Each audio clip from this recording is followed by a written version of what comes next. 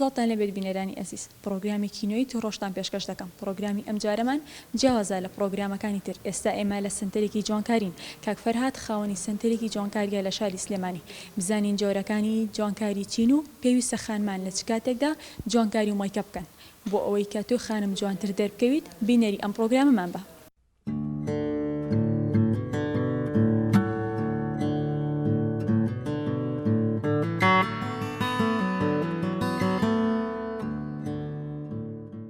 ئێستاش کاک فەرهاد خانمێکی لە بەردەسە مایکەپی بۆ ئەکات کاک فەرهادم کات باش بیانتان باش سەرچاو بەخێر بێن سەرچاو نادوو نەبی خۆش بیا خۆ سەلامەت بی ئێستاش مایکەپمان بۆ ئەکات بۆ ئەم خاتوونە کاک فەرهاد دەست پێ بکەیت ئێمە عادەتەن کە ئیشی مێکا بەکەین لە پێش هەموو شتێکە سێری دەموچاوی ئەو کەسە ئەەکەین بزانین چی مەشاکلتیایە چی شت هەیە کە ئەبێ بشارێتەوە بە کەڤەر بۆی ئەشارینەوە طبعا ئێمە درمۆکۆڵ کارهێنین درمۆکۆڵ ئەساسێکە بۆ شاردنەوەی ئەو شتانەی کە نامانێ دەرکەوێت لە دەموچاوە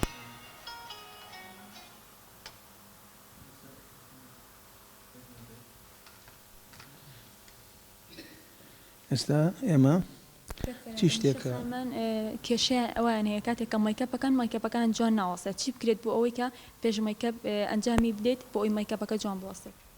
لە ئەساسە ئەبێ دائما ئەو کەسێک کە مێکەپ زۆر ئەکات موادی تەنظیف بەشەرە بەکاربێنێت دەموچاوی پاکاتەوە دائما تەخشیر بۆ دەموچاوی بکە ئەو پێستە کۆنەی لابات بۆی کە دائما دەموچاوی ریفرەش بێت ئەو زۆر بخواتەوە موادی با بڵێن مرطب بۆ دەموچاو زۆر بەکاربێنێ وەکو نایت کریم وەکو لۆشنی بە شیر و بە هەنگین و ئەو شتانە بۆی کە دائما دەموچاوی فرەش بێ خاستن لە زستانانە دەموچاو تۆزە وشکە بێتەوە مەساماتی با بڵێن تێک ئەچێ دەرئەکەوێت لەبەر ئەوە ئەبێ ئەو ئەساسی کە بەکاری هێنی ئەوەڵەن مارکە بێت دوو بزانی چ ئەساسێ بۆ ئەو بەشەرەیە بەکاربێنی کە محافظە بکاتە لەسەری ببینێتەوە زیاترین وەخت ئەو ئەساسی تێک نەچێت جۆرەکانی مایکەپ زۆر بووە ینی خانمانیش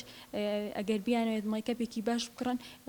ئەچنە هەر مارکێتی ئەچنە هەر مایکەپێک ئەم شوێنێک کە مایکەپی لەیە جۆرەها مایکەپی لەیە ینی چۆن بتوانن مایکەپێکی باش هەڵبژێرن دیاری بکەن بۆ ڕوخساریان ئێمە مشکلەکەمان ئەوەیە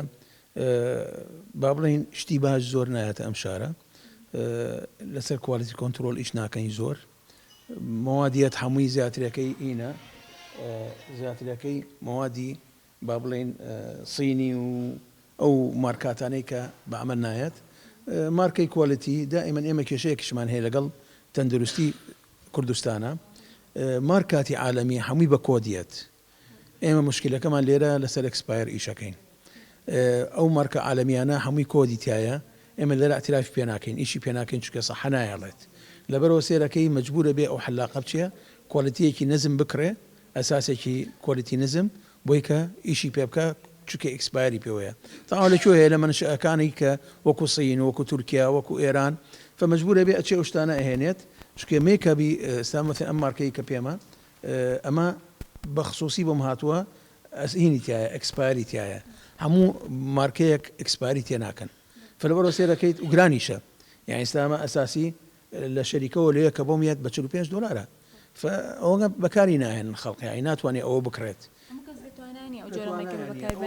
ئەم مایکەپانە تایبەتە بە سنتەرەکەی تۆ هەیە وەکو ستاندهێڵ و مارکاتی تر ئەگاتە 200 دلار ینی ئەساسەکەی فلەبەرەوە خەڵق ناتوانێت ئەو مارکە بەرزان ناتوانین ستا کوالیتی هەیە لە بازار شتی باش هەیە دەرەجە یەک نییە با بڵێن زۆر کوالیتێکی باش نییە بەس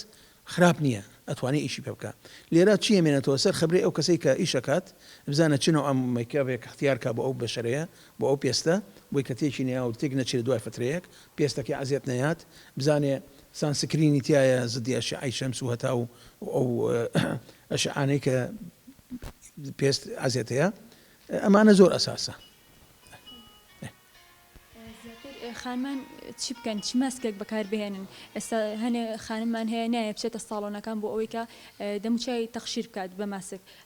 مادەیەک تێکەڵ بکات لە ماڵەوە بۆی بەش ئاسانتری شێوە ماسک بۆ دەموچاو ڕوخساری دروست بە ماسکات زۆرە بەس تۆ ماسک بە تەنیا ناتوانانی بیکەی ئەوەڵەن ئەبێ ئەو دەموچاوە پاکەیتەوە ئەبێ تەخشیری بۆ بکەی ئەبێ مەساجی بۆ بکەی ئەبێ تەنظیفیکەی بە شێوەیەکی کامل ئەو مەسامانە پاکەیتەوە اینجا دوای ئەوە ئەتوانی ماسکوشتی بۆ بکەی ماسک بە تەنیا بەکار ناهێنرێت چکە لەوانەیە جار بەجارێک ئیشی غەڵەت کە ئیشی خراپ کات تێگەی لەبەر ئەوە ئەبێت تەسەلسولێ مەجموعەیە مواد هەیە بۆ فێشەڵ بەکارهێنرێت ئەبێ دائما بەکاری بێنی ئێستا مەثەن بەعزە شەریکاتێک هەیە مارکی باشی هێناوە سێتێکی کاملە تەنظیفێکی کامل ئەکا بە دەموچاو ئەوەیە.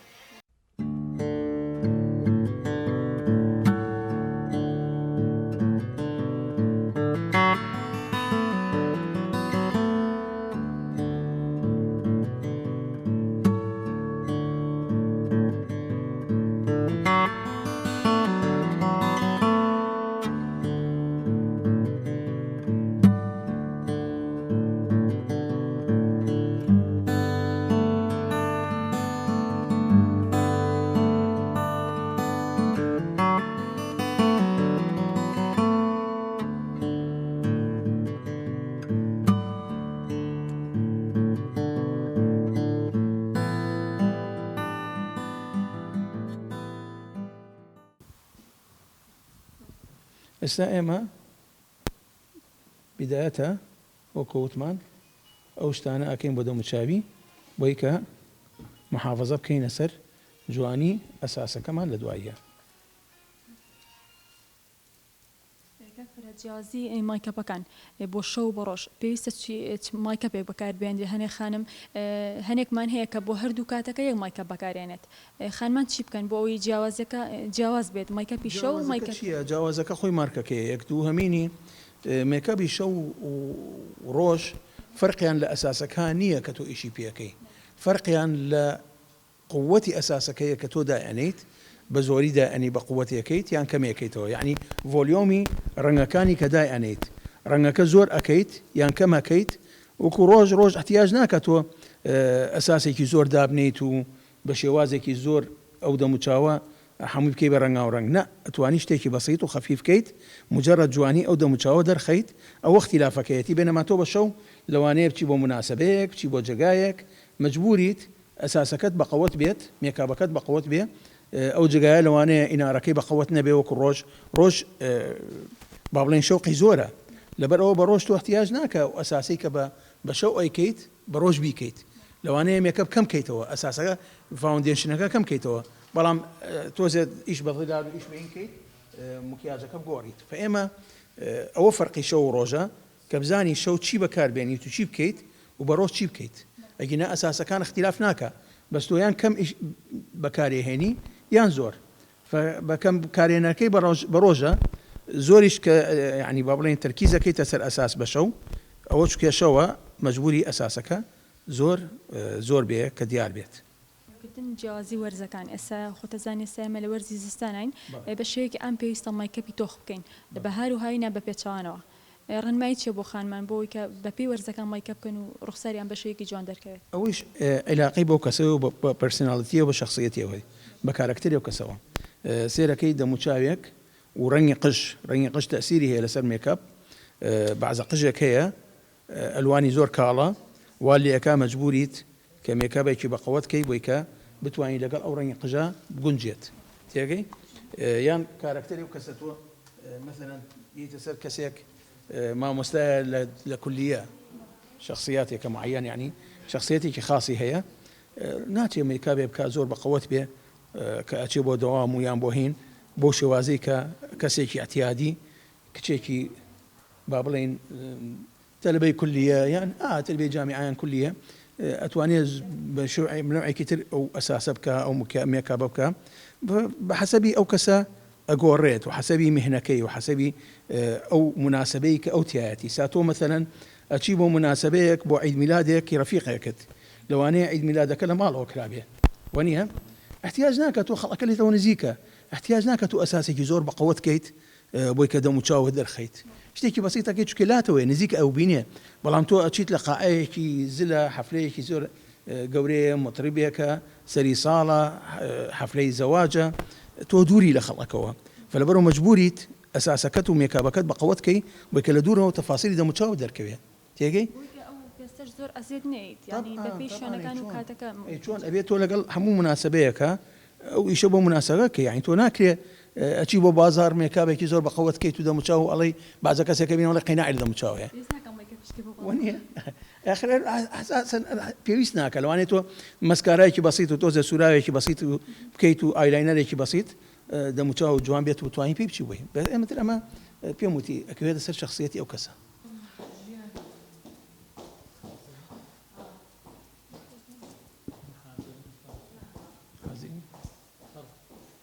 ئێستا ئێمە تەسفەی دەموچاویمان کرد بە شێوەیەکی جوان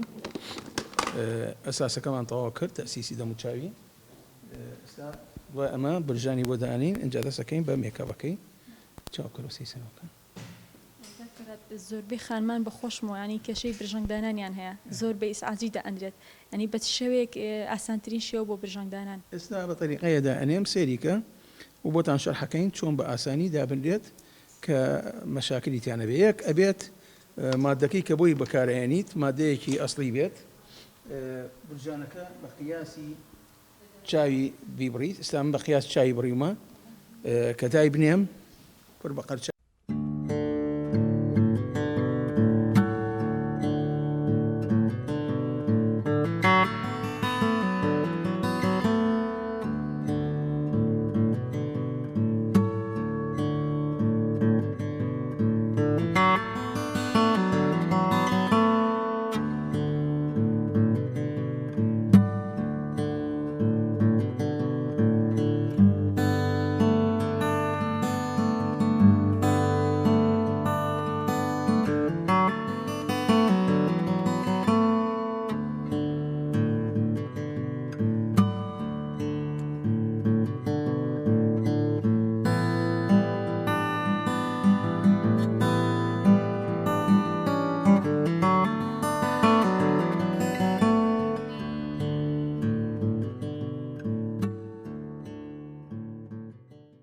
کەک فەرهاد خانمان پێویستە چەند ڕۆژ جارێک پاکردنەوە بۆ دەموچاویان بکەن؟ یعنی بەلایانی کەمەوە 2 هەفتە کەڕەتێک 3 هەفتە کەڕەتێک ئەوە ئەگەر لە ساڵۆن بیکەن ئەگەر خۆشیان لە ماڵەوە یعنی زەرورە لە دوای هەموو مێکابێک دەموچاوی بە تۆنیکێک پاکاتەوە یان بە منەظفێکی دائمی بۆ دەموچاو بۆی کە ئەو مێکابە نەمێنێتەوە لەسەر ئەو مەساماتە دای نەخات عەزیەتی نەهات ئەنجا ئەگەر بتوانێت هەموو 2 هەفتە 3 هەفتە کەڕەتێک بچێت بۆ ساڵۆنێکی کە خۆی سقای پێ بێت بچێ بۆ لای ئیشی بۆ بکە باشترە طبعا زۆر مهمە. لێکردنەوەی مەیکەپ بە شێوەیەک ینی چ موادێکی بۆ بەکاربێنێ لە هەمووی باشترە بۆ ئەوی پاشماوی مەیکەپ بە دەموچاویان نەمێنێت. خۆی مادەیەک هەیە پێڵەن مێکەپ ریموڤەر وەکو تۆنیک وایە عادەتەن بەو مادەیە بەکاری هێنن بۆ پاکردنەوەی دەموچاو پاکردن وەکو تۆنەر وایە پاکێکاتەوە دوای ئەوە شوانەیە بیشوات دەموچاوی مەساماتی پاکاتەوە شتێکی زۆر باشە. شۆردنی دەموچاوەکان بە سابوون باشترە یاکو بە غوسل زۆربەی خانمان ئێستا سابوون زۆر کەم بەکارێنن هەر زیاتر غوسل بەکارێنن. غوسولەکە باشە خراپ نییە غوسولەکە باشە ئەتوانن بە غوسول بیکەن زەرەریشی نییە بەس ئەبێ بزانێت ئەو غوسولە بۆ چ دەموعە دەموچاوێکە بیگونجێنێ لەگەڵ دەموچاوی یعنی نابێت بەکەیف خۆی بچێت غوسولێ بێنێت و لەوانەیە بەعزە غوسولێ هەیە دەموچاوی وشکەکە طبعا فەمە تەسیراتی زۆرە ئەبێ بیزانێت ئەبێ بزانێت چی بەکاربێنێ بۆی کە عەزیەتی دەموچاوی نەیات ئێمە کێشەکەمان ئەوەیە زۆر خانم هەیە شت بە غەڵەت بەکارهێنێت زیان بە خۆی گەێنێت سێرەکەی پارەیەکی زۆر سەرفەکات لەسەر ئەو موادانە بەس بە شێوازێکی ئەلمی و صحیح نازانێت کە بە شێوازێکی جوان ئەو موادانە بەکاربێنێت ئەوە کێشەیە تۆ زەرورە دائیمەن یعنی تۆ ئەتوانیت کەسێ بناسی خۆ ساڵۆنی هەبێ یان خەبیرێ هەبێ چی پرسیایی لێ بکە قەیچێکە خۆ عیب نییە سامن زۆر خەڵقێ بۆ لام لێم پرسێ بۆ شت نەسیحەت یەکەم فلانشت بەکاربێنە فلانشت بەکارمەهێنە شتێکی وە یعنی زەحمەت نییە تۆ بچی پرسیت و بزانین چی بۆ تۆ باشە و چی باش پێشووی کە یانە چێ سێرەکەی لە کابرای صاحب محل پرسێ کابرای صاحب محل کابرایەکە کەمالیاتی هێشتا فرۆشێ خبرەی لە چۆ بوو دانیشێتەوە نەسیحەت کات و پێ بڵێ ئەوە بەکاربێنە ئەوە بەکارمەهێنە ئێمە کێشەکەمان لەوایە خەڵق هەتا ئێستا نازانێت چۆن شت بکڕێ شت بۆ خۆی بگونجێنێت ئەوە کێشەیە. کاکفرات پێش خەوتن ینی پێویستە چی بکرێت چ پاکردنەوەی بۆ دەموچاو بکرێت بۆ هیچ مایکەپێک و پاشماوەی مایکەپێ ڕوخساری خانمەکەەوە نەمێنێت ئێمە کەوتمان تۆنیک هەیە ئەو تۆنیکە بەکاربێنێ زۆر باشە تۆنەرەکە بۆ پێش تۆنەرەکە زۆر کافیە پاکی کاتەوە بەس دوای ئەوە دائیمەن عادەتەن پێش خەوتن دووشت هەیە ئەگەر بیکات ئەو دەموچاوە مەساماتەکەی داخرێت و حتا بەیانی بە شێوەیەکی جوان ئەمێنێتەوە سراحەتەکە یەک ئاوی سارد کا بە دەموچاویە ئاوی ساردە تەلاجەکە دەربێنی بیکات دەموچاویە یان تۆزە سەوڵ بخاتە کیسەیەکی نایلۆنەوە و بێنێ بە دەموچاویە پێ مەساجێکی پێ بکە ئەمە زۆر مهمە کە نایڵێ ئەو بەشەرەیە ئەو دەموچاوە ئەو پێستە حتا فترەیەکی زۆریش تێک بچێ زۆربەی خانمان ئای گەرم بەکارێنن لە کاتی شۆردنی دەموچاوەکە مەسامات ئەکاتەوە چوری دەموچاوەکە هەمووی لە ئەبانە هێڵێت هێنێتە خوارێ و سێرەکەی لە پڕاچی ئاوێکی ساردی پێیاکە دای ئەخا مەساماتی دەموچاوی تێگەیە غەڵەتەوە پێویستە لە هەموو کاتێکا بۆ ڕوخسار ئاوی سەر بەکاربێنێت خاستان ئەگەر بیشی پاکی کاتەوە با بڵین بە مادەیەکی بەقەوەت وەکو بێ مثلەن ئاوی سارد ئاوی گەرم بەکاربێنێ دوای ئەوە ئاوی ساردی پێ بکە بۆی کە مەساماتە داخات نێڵێ بمێنێتەوە بەکراوەی ئەم پیساوی جەوەکە هەموو چێتە نایەوە کاتێک قژی ئەشۆری ئەو ئاگەرمە بە ڕوخساری ئەکەوێت ئەتوانێت دوایەوە بە ئاوێکی سارد ئەتوانێت بەس خۆی قژ تۆزێ فەرقی هەیە لەگەڵ هینا خۆی عادەتەن شتێک پێ بڵێم ئاوی گەرم بۆ استخداماتی جسم و هەر بۆ جسم و بۆ سەر و بۆ قژ خراپە يعني دائما محاولة كتشلتيني كيت شكي عزيتيات إما عادة أو كسانة صحين كبآوي سارد خوي أنا شون زور خلق هيا قد آوي قرم خوي استكارنا يعني شكي آوي سارد دوري دموي أجولين أو جسمه يعني أو دوري بجولة توا أو مواداني كنا وخينا يا حمي بقابا جستكي حمي اشتيكي زور باشا استعمل لمرحلة اشتاق كمان طاقة تقريبا لازم كلمة بدأ من نذكر ئێستا ئێمە تهدیدی چاوەکە ئەەکەین ئەمە وتمان ئەم مێکەبە بۆ ڕۆژە لەبەرەوە شتێکی زۆر زەقی بۆ ناکەین چکە ئەمە بۆ ڕۆژانە چێتە دەرەوە پێوەی لەوانەیە بچێەوە بازار بچێ بە دائیرە شتێکی مجرد ئێمە جوانەیەک ئەین بە دەموچاوی حرەکەیەک ئەین بە دەموچاوی ئەحساسکەی دەموچاوی جوانە بەس لە عینی وەختە شتێکی زۆر زەقی پێوە نییە ئەمە چکە ئێمە پێی ناڵێن سادە شتێکی با بڵین زۆر مبالغ نییە یعنی ئۆڤەر نییە شتێکی ئۆڤەرە بۆ نەکردووە چکە ئێمە وتمان ڕۆژە و ئیشی مێکەبی ڕۆژ جیاوازی هەیە لەگەڵ مێکەبی شەو و مناسبات ئەم خاتونە بەم جۆرە مایکەپەوە ئەتوانێت بچێ بۆ شوێنە بۆ حەفەلات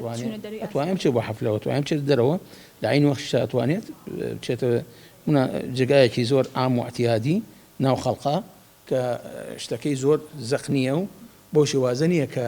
یعنی خەڵق تووشی ڕەتفعل بێ سەی دەموچاوی کە بۆ ئەو مناسبەیە مناسب یعنی جیاواز نەبێت ئەوەیە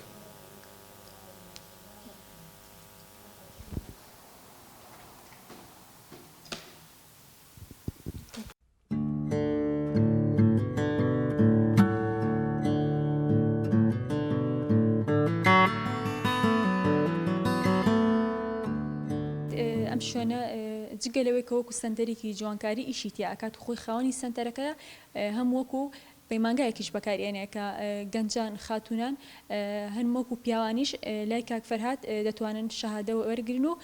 بن دەورەی مەیکەپکردن ببینن کاک فەرهاد باسێکی ئەومان بۆ بکەیت ئێمە خۆت جەناب دەزانیت من خاوەن بڕوانامەی زۆرم لە هەموو دووەلی عالم خۆم عەضو ئیتیحادی عالەمیم فترەی ڕئیسی ئیتیحادی عالەمی بووم ئێستاش سەرۆکی لوژنەی ساندیکای ئاژگاکانی سلێمانیم من دەمێکە لە بواری جوانکاری لە ساڵی هێشتا و ئیشەکەم خبرەیەکی زۆرمان هەیە تەلەبەی زۆرم تەخەڕوج پێ کردووە لە بەغاش مەعهدم هەبوو لێرە پەیمانگاکەمان پەیمانگایەکە تقریبا چیشتی عالەمیە چکە ئێمە لەسەر شێواز و تەکنیکی فنون و تەکنیکی فەرەنسی ئیشەکەین خبرەمان ئیشەکانمان هەمووی بە بەرنامەی عالەمیە و شتمان دائیمەن ئەبدێتە هەموو ڕۆژێک شتمان بۆیە لە دەرەوە بەوەی ئەوەی کە من لەگەڵ ئیتیحادی عالەمیە کۆنتاکم هەیە فەچی شتێکی تازەیە ئێمە هێنین ئەو کەسەی کە لامان دەرسەخێنێت بە پراکتیک و بە نەظەری و بە عەمەلی دەرسی پێڵێنەوە دوای ئەوەی کە تەواو بێ ئیمتیحانەکات لەسەر هەموو کۆرسێک لە حالەتێک کە ناجەح بوون دوو بڕوانامەی ئێنێ بڕوانامەیەک بە عەرەبی ئینگلیزی ئەوە ئەتوانێت لە دەرەوە ئیش پێ بکە و بڕوانامەیەک بە کوردی ئینگلیزی بۆ ناو کوردستان واتە بۆ ئەوروپاش و هەم لە کوردستانیش ئەتوانێت ئەو کەسێکە لێرە دەورەکە ئەبینێت ئیش بکات بەڵێ من لە دووری عالم زۆر هەمە لە ئەمریکا هەمە لە سوید زۆر تەلەبەم هەیە لەوێ ئیشەکات هەروە لە ئەڵمانیا لە بریتانیا دووەلی عەرەبی زۆرم تەلەبە هەیە ینی چونکە شتێکە پێ بڵێم لەوێ ئەو وەڵەنسەی بڕوانامەکە ئەوە گرنگ نییە لە ئیشەکەی کە ئەیکات دووەمینی بڕوانامەکەیش سکنجەرەی من عالەمیە من چونکە ئیشم کردووە لە دووەلی عالەمە سکنجەرەکەم عالەمیە کە هاتمە ئەم مهنەیەوە حەزم نەکرد لە چوارچێوەیەکی دیوارێکە دانیشم وەکو هەموو حەلاقێک کە لە عالەمە مجرد فێرە بێت لە ساونەکەی خۆیان دانیشێ من هەوڵم ما بچمە عالەمیەوە لەبەرەوە زیاد لە 47 مەهرەجانی عالەمی مشارەکەم کردووە و هەر وەختی خۆشی من عیلاقاتی دووەلیم زۆرە لە هەموو دووبارێکی عالەمە ئیشم کردووە لە مەسر لە ئوردون لە سووریا لە لوبنان لە ئیمارات لە ئیتالیا لە ئەکادمی ئیتالی ئێستا من کتابێکم هەیە تەنیا کەسم لە عالەمە کە ئەو کتابم هەیە ئەکادمی ئیتالی مخەوەلی کردووم بە تەصدیقی شەهاداتی من مقابل بە 250 یۆرۆ فقط يعني وش تيجي باشا أبو إما شتيكا ك من يكم كسم لدولي عربي لأخواب زيابك أو كتابهم هي بواني كأني بتشن بودروا أينيرين بوان تصديقك كافر هاد لم سنتري براستا جگەل ئیشی مایکەب کردن تاتۆ کردن و قژدانانیش ئەکرێت تاتۆ کردن خەڵک لە ئێستا تا چەند خواستیان لەسەر تاتۆ کردن هەیە تاتۆ طلبی زۆر لەسەر طبعا جناب دەزانی من ئەوەڵ کەس بووم 2003 کە تاتۆم هێنایە سلێمانی هێشتا کەس نەیەزانی تاتۆ چییە من لە ساڵی 92 ئیشی تاتۆ کە مشاهدەم هەیە من ئیجازەم هەیە لە وزارەی سەحەوە بۆ ئیشی تاتۆ ئەوەڵ کەسیشم لە سلێمانی کە ئیجازەی تاتۆم دەرکرد تاتۆ زۆر ضرورە بۆ بەعزە کەسێک و مهنەیەکی ئیشێکی خەتەریشە ئەبێ ئەوەی کە ئیشەکات لێیت بزانێت بە شێوازێکی زۆر دقیق ئیشکات کە هیچ زەرەر و زیانە نەگەیەنێت چکە تۆ زانی نەخۆشی زۆرە بەڵێ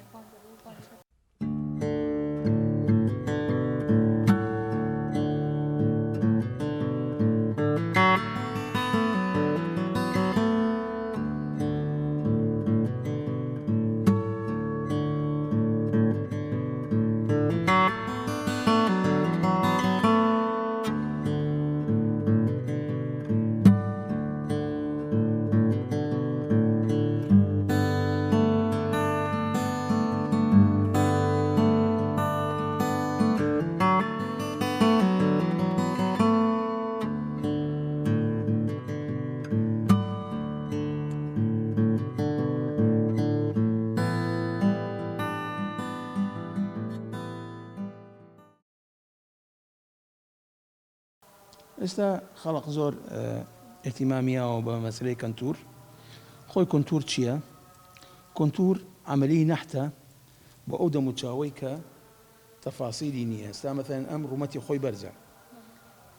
لوتی بشکۆلەیە یعنی بەعزە شتێک هەیە احتیاج ناکات تۆ ئەو مبالغەی تیا بکەیت زۆر ساڵۆن هەیە بۆ هەرچی کەسێک کە دانیشێژە دەستیا ئەوەڵ مەدانیشە کەنتوری بۆکە لەوە سێرەکەی جابەجارێک کەنتورەکە بە شێوازێکی ناشرین دەرەکەوێت ئێمە تەفاسیل هەیە زۆر ئەبێ ئاگامان لێی بێت خاستەن لەگەڵ خانما کە ئیشەکەین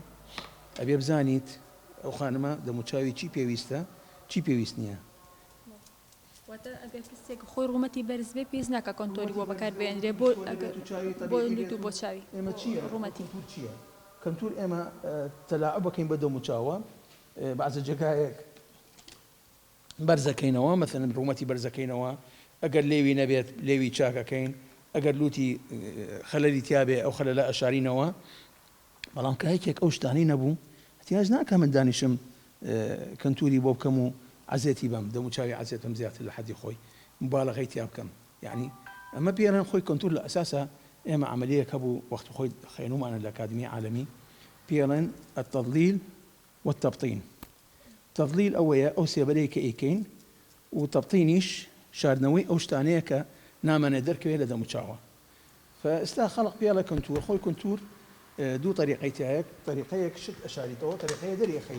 او يكشتيش باشاريتو بيلا تضليل تبطين او يكدري شيخي الاساس بيلا تظهير يعني در خستن يعني بيلا هايلايتنج هايلايت شيء إن رأيت شوق أي بدأ متشاوكة كإشي بوكيت إما أمشتانا خوي أساسا استال أكاديمية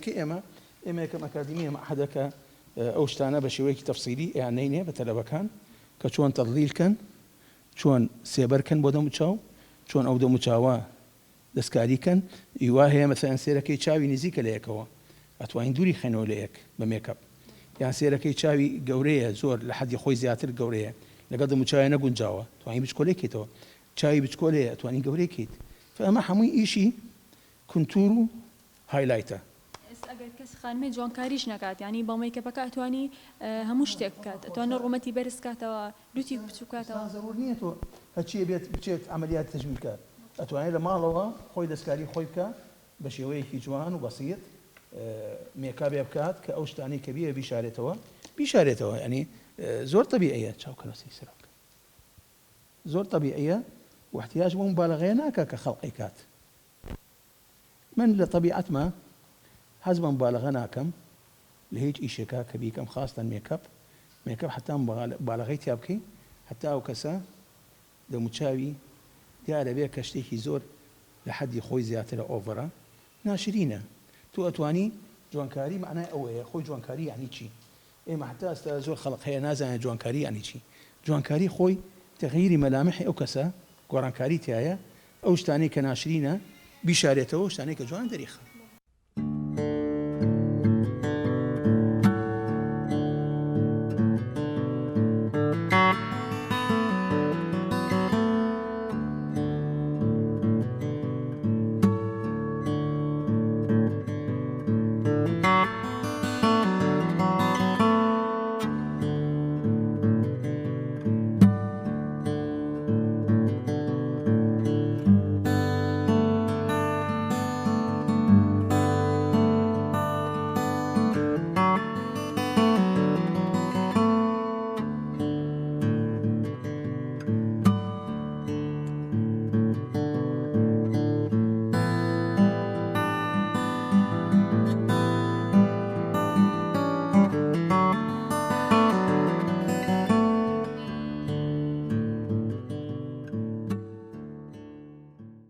ئێستاش کاک فەرهاد سەرقاڵی چاکردنی قژی ئەم خاتونەیە کاک فەرهاد پێما بە ئەمە قژی بۆ چاکەیت بەڵێ ئەمە قژدانانە بە ستیکەر پێڵێن کوکیز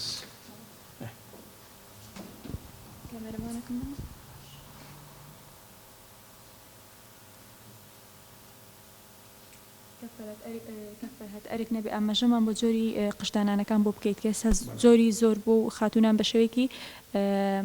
زۆر باش ینی پێشوازی لە ئەەکەن و قژدانێن زۆر سەرقاڵی ئەوە زۆرە وەکو لێزەر هەیە بە موورو هەیە ئەکستێنشن هەیە هەروە بێتەوە ئەم کوکیزیە هەیە طرق زۆرە بەس تر ئەتیما دەکات سەر ئەو کەسەی کە دای ئەنێت خواستی خۆی خانمەکە چۆن حەزەکە بە چ طریقەیە دای بنێت بۆ شێوازە بۆی دانین ئەتر طریقەکانی زۆرە ئەتیما دەکات پێم وتیت حەسەبی ئەو کەسەیە کە بۆی دانین چۆن خواستی هەیە حەزی لە کامەیە خۆی ئێستا عادەتەن زیاترین شت ئێمە ئیشی ستیکەر و هینەکەین لێزەر بیتە سەر من لە هەمووی باشترە من لێزەرەکەم حەزیە ناکەم یعنی لە هەشتای قژەکە ئەزێت ئەیات یعنی هەرچەند خەبیر بیتیایە ئیشی تیا بکەی لێزەر قژ ئەزێتەیە بەڵام موورۆکە ستیکەرەکە ئەکستێنشنەکە ئەو زەرە لە زۆرەی نییە وەکو کە ئێمە خبرەمانتیایەتی و ئەزانین لێزەرەکە ئازێتەیە بەڵێ خۆش ئەزمونێکی زۆر باش لە دانانی قژە هەیە هەر سەرەتاش خۆت هێناوتە ناو شاری سلێمانی بەڵێ من لە 2023 ئەوەڵ کەس بووم لە شاری لە کوردستان نەکە لە سلێمانی کە قژدانانم هێنا جارێک کەس نێزانی قژدانان چییە بحیث ئەوسا ئێمە بە ئەکستێنشن و بە لێزەر ئەمان کرد کە خەڵقە هات تاوان ئەکستێنشن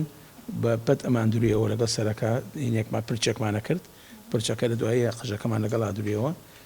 خەڵقی وا هەبوو کە هاتن خەڵقە هات ویان زانی من قژەکە بەسەریەوە ئەدرومەوە لایەن عجایب بوو یعنی شتێکی غەریب بوو لایەن تەسەووریان ناکرد کە ئێمە لەسەر ئەو پرچە ئەیبەستین شتێکی تازە بوو ینی جیاواز بوو وەنگە خەڵق نێزانی قژدانان چیە ئێستا لەخوا بەزیابی عالەم هەمووی فێری بوو هەموو محەلەکان هەیکەن و بە شێوەیەکی زۆر باشیش خانمان ئێستا خۆیان یاوەتە دانانی قژ ئەزانی چییە مەشاکلی عەسر هەیشێکە لەوانە قژ ڕوتانەوە ضعیف بوون ئەم موادانەی کە بەکارەهێنرێت موادی غەڵەت ئەوانە هەمووی چی ئەکات ئەبێ بە هۆکار ئەو قژانە زعیفە بێ لەبەرەوە خانمانی ئێمە مەجبورن جار بەجارێک ڕوو بکەنە قژدانان چونکە ئەوەنگە تەسیراتی ئەو موادە کیمیاویە لەسەر قژیان هەیە کە قژیان ئازیەت هەیە وایان لێ مەجبورە بن ڕوو بکەنە قژدانان بۆی کە تەعویزی ئەو قژە خەفیفەی کە تیایانە دروست بووە بە قژدانان پڕیکەنەوە دانانی ئەم جۆرە قشانە هیچ زەرێکی بۆ قژی ئەو کەسە خۆی هەیە کە دوای ئەوە زەرری لێبات ئەزانی چییە خۆی هەموو شتێک کە داونا خارجی بوو هەرە بێ زەرری هەبێ بە زەرەکە چی تەحکومی تیاکات زانستی ئەو کەسە خبرەی کە چۆن تەعامل لەگەڵ ئەو قژا بکات چۆن نێڵێ زیان و زەرەر بە قژی خۆی بگەێنێ بزانێت چەند بیشوە مەثەرەن هەفتەی چەند کەڕە بیشوە چۆن دایبهێنێت تەریقەی داهێنانی ئەو موادانەی کە نابێ لێیبات یان سێرەکەی تۆ مەسەن هەرکێک ستیکەر دانێت چی خەنەیە لە قژی خەنەکە هەمووی لێ کاتەوە یان 24 ساعات زەیتی لێیات نابێت ئەو شۆرێت زۆر ئەو زۆر شتنە ئێمە ستیکەر لە خارج بۆ مانگێ دای ئەنێن و دایەبن ئێمە لێرە ئەمانەیە دایبنین بۆ ساڵێک ئێدە ئەبێ شتن کەم بکەینەوە شتن ئێمە مشکلەکەمان ئاوەکەمان کلۆری زۆرتیایە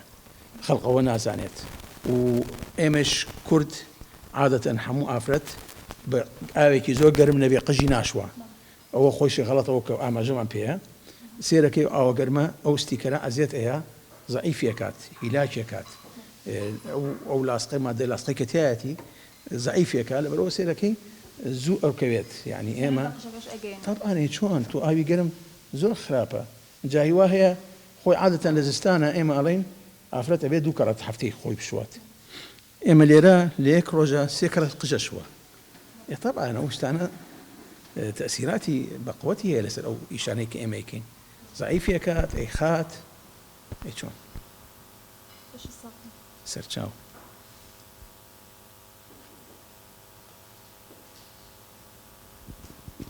لە خارج سێرەکەیت ئافرەتێک قژ دانێت لەوانەیە هەفتەیە کەڕە قژی بشوە قژی ناشوە ئەگەر تۆ فری مشتیش بینیت ئەچێ بۆ حەمام خۆی ئەشوات سەریە بەستێ بە خاولیەک نایشوە ئێمە لێرە ڕۆژانە سێ کەڕە چوار کەڕە قژەشوە خۆ لە هاوینە هەر بەحسی مەکە لە کوردستان بەهۆی کەشوهەواکەشەوە پێسی زۆربەی خانمان چەورە بەهۆی ئەو چەوریەوە پێویستەکە بالعکس خۆی قژ حتا چەور بێت استیفادەی زیاترە ئێمە پێچەوانی غەڵەتەوە ئەوە غەڵەتە پیرۆزی بێت